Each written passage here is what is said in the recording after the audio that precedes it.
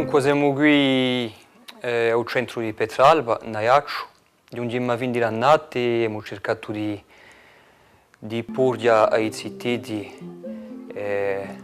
questa lingua, di cercare di fare conoscere una lingua per via di parecchi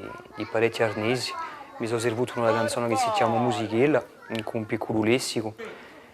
e dunque è ciò che abbiamo fatto tutta l'annata sul centro qui. Allora, dunque, parlare di un lessico, dunque, lo scopo non è mica di parlare ai cittadini di colpo, ma di cercare di mettere in contatto in questa lingua per via di parole semplici, come per esempio, ho preso parole da canzone Musichella, in cui parole, per esempio,